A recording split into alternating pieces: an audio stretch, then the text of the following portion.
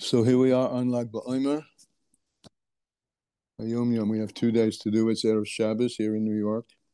Okay, well, we'll include the people that I posted on the WhatsApp list, please, God, as for refuah. I don't know if you hear me or not. I do hear you. We do hear you. Okay. Okay. 18th of Iyar. Lag BaOmer was one of the Mittler Rebbe's particularly noteworthy festivals. He and the Hasidim would go out to the fields that day, and although he did not wash and break bread, he did partake of mashka, strong drink, which he was not allowed to do for health reasons. Interesting.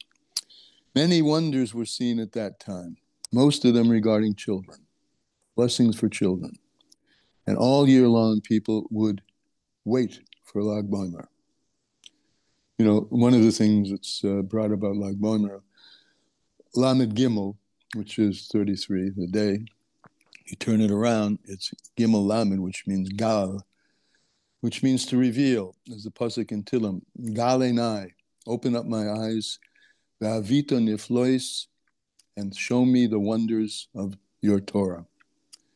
That's the day of today, because that's what Shimon Bar Yochai did. He initiated a fire, the fire which went through and later became the Kabbalah, and particularly up in Sfas, where Rivka is nearby at least, and Moshe Kadavero, the Ramak, and the Arizal, all the way through to the Baal Shem Tov, all the way through to the Rebbeim, and all the way through to our Rebbe Menachem Mendel, one chain of fire, revealing the inner dimensions, the secrets of the Torah, and particularly in the latter generations, meaning Hasidus, revealing them in such a way that we can apply them to our daily life, which is the whole purpose of the Tanya.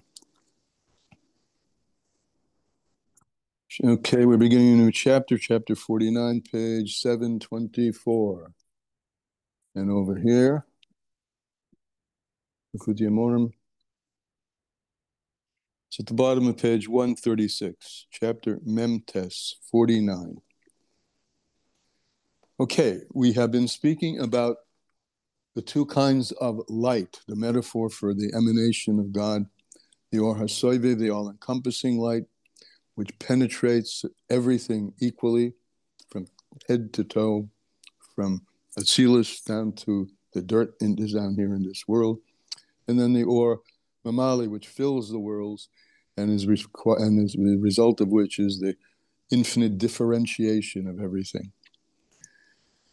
Okay, and the process of differentiating, creating differentiation from singularity, after all, he is one, that process is called Tzimtzum. And we're going to now delve into the Tzimtzum and the purpose of the Tzimtzum. Why is he concealing himself, shrinking himself, and hiding himself? What's the point? So, even though the specific details of the concealment and hiding of the infinite light, the histalshelus ha'olam is, as that light begins to literally chain down, link after link, ad shenivra olam hazeh gashmi, until it creates this physical world, atzmai, right, this physical world itself, mispar uminim minim shonim. There are contractions after contractions after contractions, condensations, diminutions after diminutions, one after another. Ki yadua, as is known, l'toimim ba'etz hachayim, those who taste from the Eitz HaChaim, the tree of life, which is, of course, the Kabbalah and Chassidus.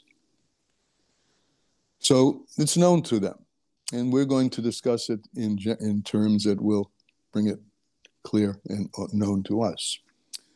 Like there are klal, in a general way, the Alter Rebbe is going to explain. He's not going to explain all the details, but in general, there are three kinds of tzimtzumi, three kinds of contractions, condensations, klalim, general.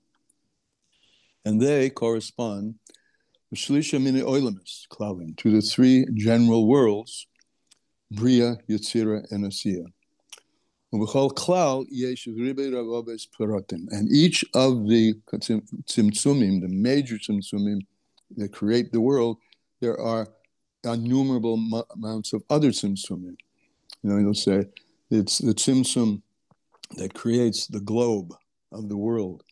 That's one tzimtzum. But in the globe of the world, there are an infinite number of specificities which are which come to being and come to the fore, come out front from the hiding, so to speak, in infinite number of ways. These are the three worlds, Bria, Yetzirah, Asiya. Why doesn't he mention Atzilus? Because ki olam ha'atzilus hu elakus mamish. Atzilus, though it's a world, it has a paradoxical quality. It's a world, which world is the language of helm, concealment, yes, but the concealment is so minuscule, and the coverings, that coverings which hide are so almost transparent that for all practical purposes, the Zohar tells us that in the world of Atzilus, he and his vessels are one. They don't have a sense of separation at all. So that's what he means by world of Atzilus is Elokus Mamish, because in Bria, Bria is the word create, right? Beresh is Bora, Elokim, that's the world of Bria. There, separation becomes the sort of name of the game, that there's not a direct experience of the infinite. The infinite is covered, and then more and more. In order to create the world of Bria,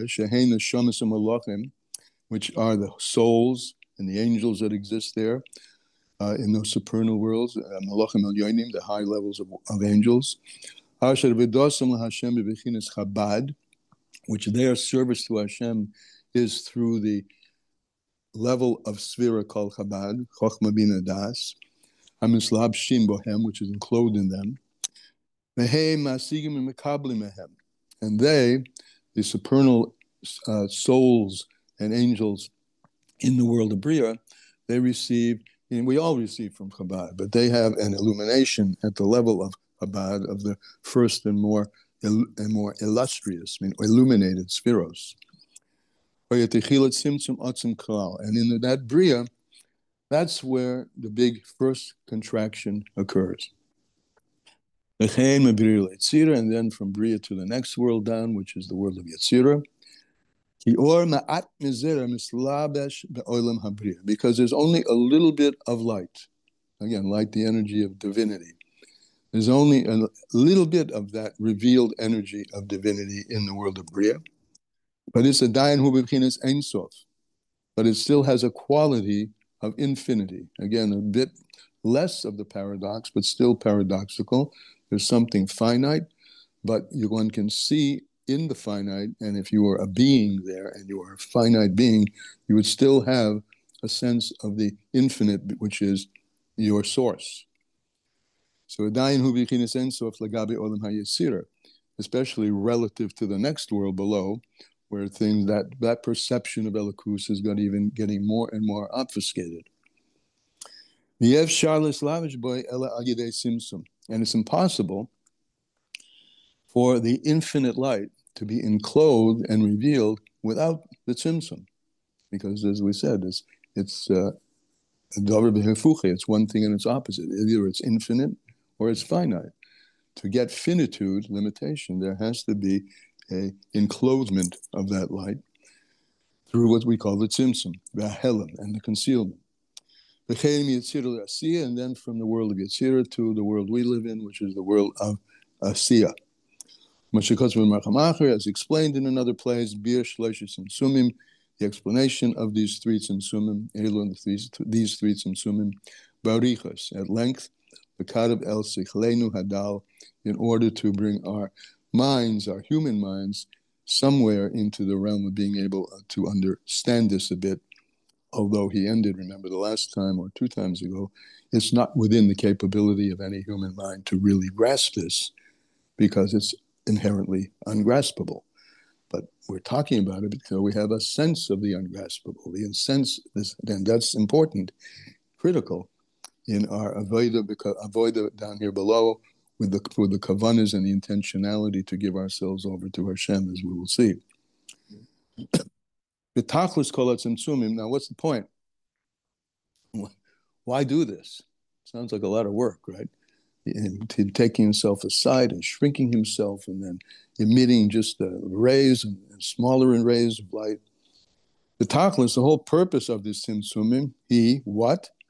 Livrei gufa odom, to create the body of a human, and particularly, as we'll see, a Jewish human with a nefesh elokis. The guf of the odom hachumri, the physical quality of the body of a human, so that in order that the human, and particularly the Jewish human, should subjugate the sitra achar. In other words, the darkness is created for the purpose of breaking through the darkness, to subjugate the darkness, which comes from the other side, not the side of Kedusha, the other side. In order that there should be an advantage of light which comes from darkness.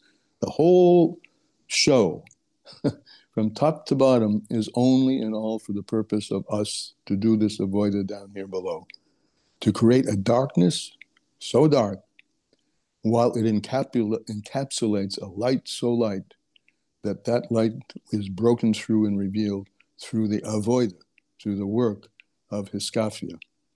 Right? That's what he says. Hiskafia sitra achar, to break through, subjugate is the word hiskafia, to reveal the light from the darkness.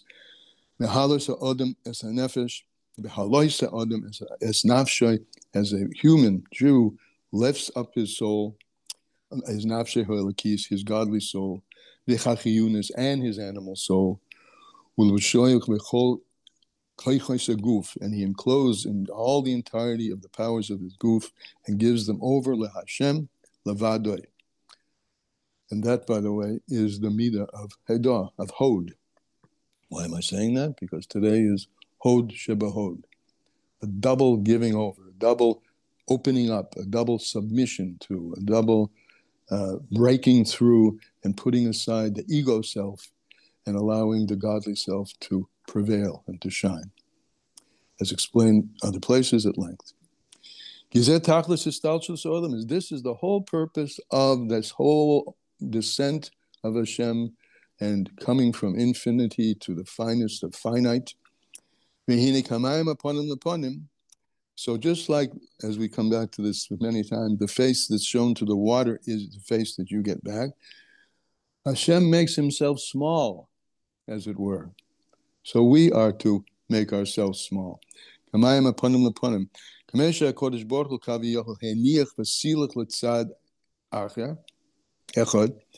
like HaKadosh Baruch Hu took himself aside, he took himself out of the picture to this and put himself to the side, to one side, Derek Marshall, and this is, of course, a metaphor. And he took himself, he took his light, as Iyar, his light, his Iyar HaGadol, Habilti Tachlis, which has no end. He did, and what did he do? Veganzu, and he hid that light. The Hastiro Begimel Minisim Sumim Shonim, and he concealed it in three big contractions, which we talked about above, Bria, Yetzira, and Asiyah. V'akol b'shvil avasa odom hatakton. And the whole purpose and the whole reason for all of this machinery and this exercise that Hashem does is for the purpose of man down here below, lahaloisi laHashem, to elevate it all back to Hashem. But it's not a zero-sum game, because as we said earlier, there's an advantage, there's an intensity of the light which comes from darkness over the light which is revealed in the first place. We've had this expression before, it's from the Gemara Baba Metzia. Love shrinks flesh, meaning you make room for somebody else. When you love somebody, you make room for them. That's the expression. Love shrinks flesh. So how much more so? Because even doubled and redoubled. How much more so? The end case without end. If he does this, if God does this, how much more so? And here comes the avoida, right? This is a sefer of avoida. It's not strictly a intellectual understanding of tzimtzumim, which it is giving us. But what's the purpose of it? So that we understand that just as Hashem puts himself aside, how much more so that we should put ourselves aside. Ki roi la'odem, that it's fit for a person, gam kein lahanichu la'azev kol asher le, that a person should put everything aside, min nefesh ve'av basar, for everything that's soul, from his soul to his flesh, lahafkir hakol b'shvil l'davke boi l'sborach, and to make everything free, open, give away everything for your ability to, and your responsibility to, and for which you were created, to cling to Hashem Yisborach, with a strong and vibrant and lustful even desire. And there should be no interferences from the inside, that's the house, or the outside. Guf, not your body, nefesh, and not your soul, mammon, not your money, isha and banim, and not your family. Everything should be given over to Hashem. Now, you have to take this and understand it. When you give yourself over to Hashem, if you take family, your wife and family, you're practicing the mitzvahs in the home, and you're teaching the home, you're educating the home, chanuch lenar, we're educating the child. That's what it means. It doesn't mean, of course, to abandon them. It means to give over godliness and bring it into them, and bring it into the body and the soul and your money and your house. And that's, by the way, that's today's Tanya. Now we're moving into Shabbos. I have something going on in the chat. What's going on? Oop. I'm sorry. I like to read the chat. Actually, no. Okay, nothing. Okay. Sorry. Okay. And this will be understood.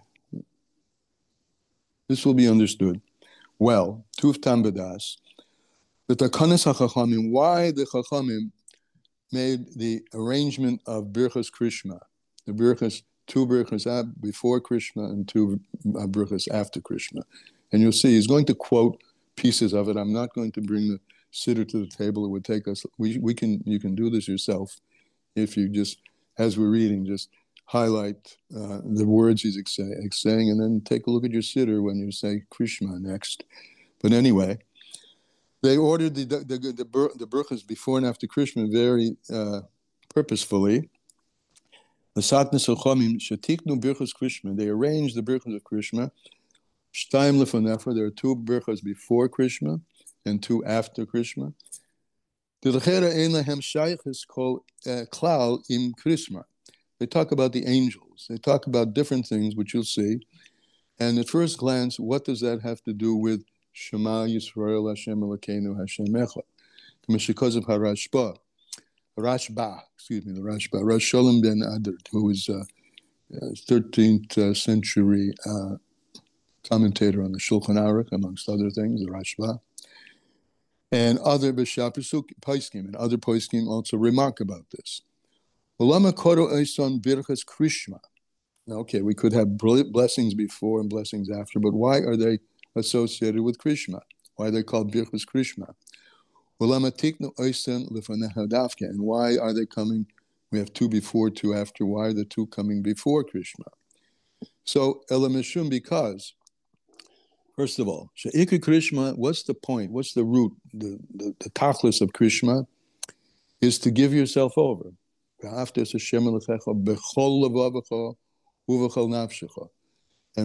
levavecha, with the entirety of your heart, is explained here, and then from here following all over in Chassidus.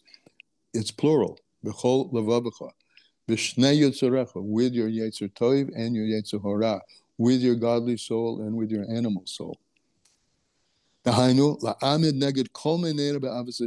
stand against anything which interferes in your avodas Hashem. And levavecha, your heart, what are the things you love? This is isha v'yoledecha. These are your wife and children, your family. Because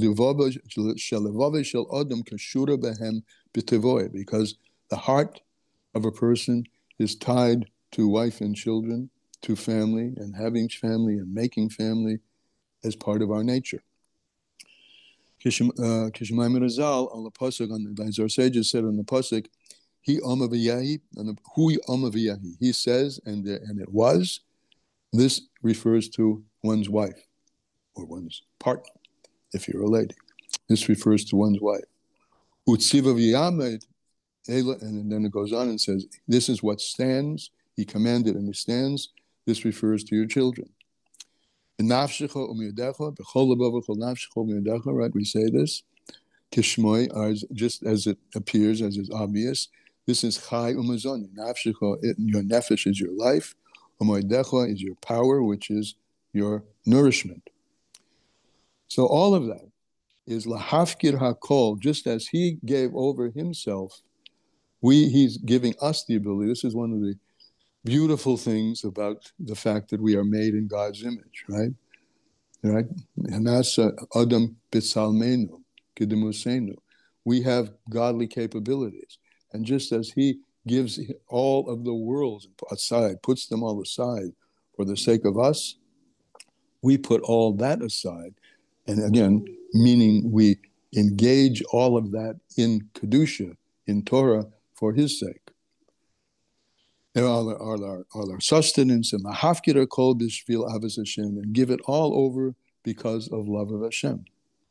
So you can see these bruchas are, you look inside, but the details of them are meant to encourage, and through their specificity of different things, a feeling of love of Hashem. Yahaftes Hashem alekecha b'chol levavecha. That's what we're going to say, right? That's the whole purpose is to inspire us with the saying that when we reach Krishna, we're saying it in truth. How does a person come to this?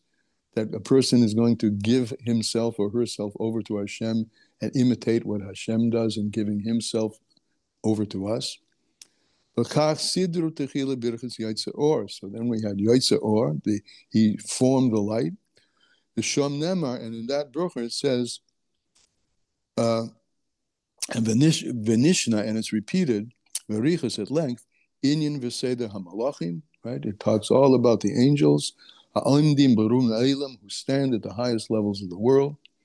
And the purpose of that is to give us awareness of the greatness of the Holy One, blessed He be. How all of them, all of those great things which He creates are completely given over to Him. And they stand in awe, right, of Him. And they make Him holy, meaning they relate to His Or HaSoivev. They look at His light, they see His light, they internalize His light. And all of this is what we are meant to be doing while we're saying Birchas Krishma. And they say, Kaddish, Kaddish, Kaddish, and they say with complete given overness, Kaddish, He is, so they recognize His separateness. And at the same time, they're infused with His greatness. Claim it, which means to say, when you say Kaddish, Kaddish, Kaddish, we said this over and over again. The word Kaddish means separate. It refers to Or HaSoivev, HaKaddish Baruch Hu. The whole, just like the Kohanim are separate. They're separated out from the rest. So HaKaddish Baruch Hu, His holiness, His separateness is Baruch, is drawn down into all of the creation. Claim who moved on the hen, He's separate from them. And He's not enclosed in them in a revealed way. Remember, Iyar is everywhere, permeating everything, but it's not revealed.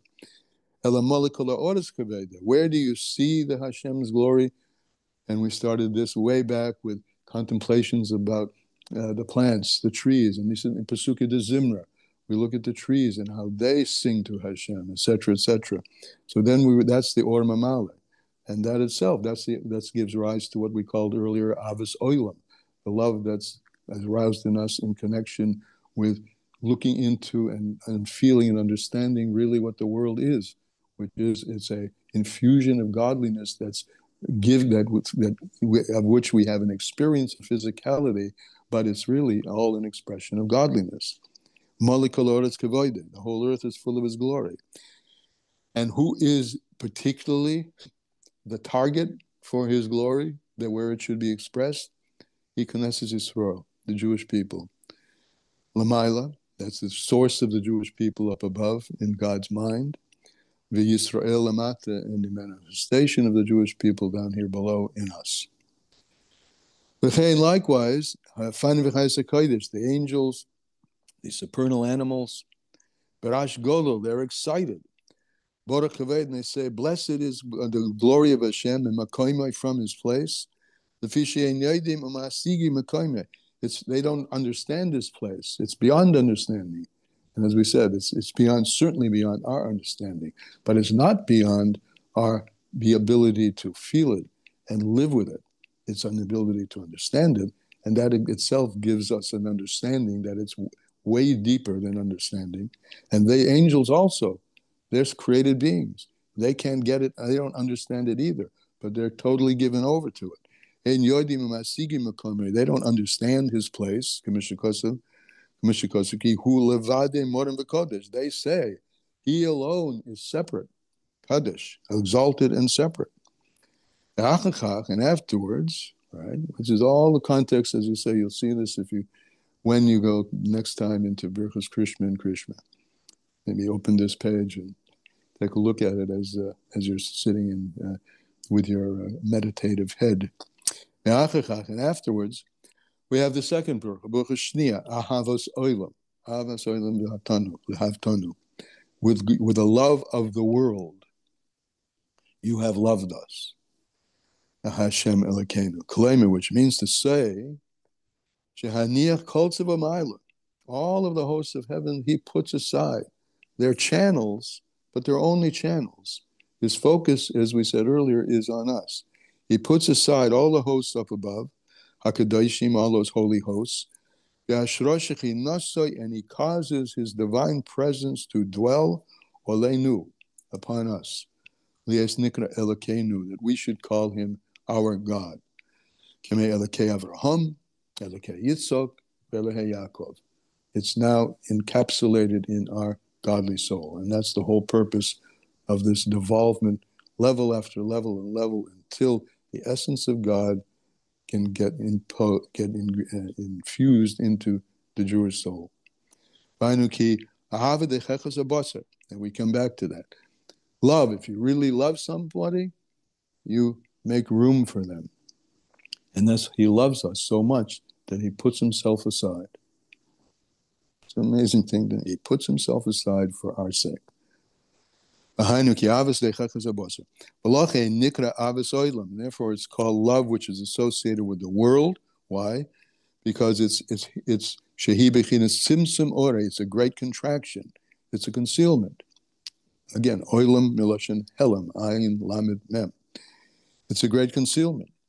Simsim ore hagadol habilti tachlisli slabish bechinas gavul. It's immeasurable. You can't talk about how big this shrinking is. What an amazing thing it is that he does this. He puts himself aside. He clothes himself in boundedness. He makes himself, he who is infinite and out of bounds completely, puts himself in bounds, in gavul, in limitation. Anikra oilam, which is called the world. Why? Bavur avos amo yisborach. Yisrael, because of his great love for his people Israel, in order to bring them to him, and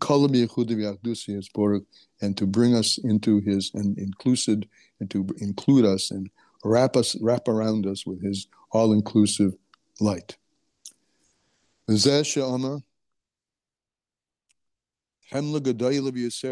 a great compassion that he has upon us. All right, Chemla Godoyla, great compassion that he has upon us. Purish, Yesera, what do you mean great? What's the word great over here? Yesera, extra compassion. Yesera is, he has a great compassion. Al kirvas elakim shebakol tzevamayla. It's a greater compassion that he has on us than he has on the hosts of heavens up above. Ubanu becharto, he says. It's not the angels that he's chosen. He's chosen us from all the nations, from all the angels, from all the creation. For from every language and every people and every tongue. Hu haguf hachumri, and this, what is this body and tongue? This is the physical goof, the physical humoristic physical goof, which looks just like the bodies of every other human being. The Jewish body is not different from any other human body. Nevertheless, he's got his, what should I say? His eyes are upon us. The eyes of God are upon us. His gaze is upon us, meaning he has infused himself, particularly through the vehicle which we call the Nefesh Elokis, into us and not the other bodies.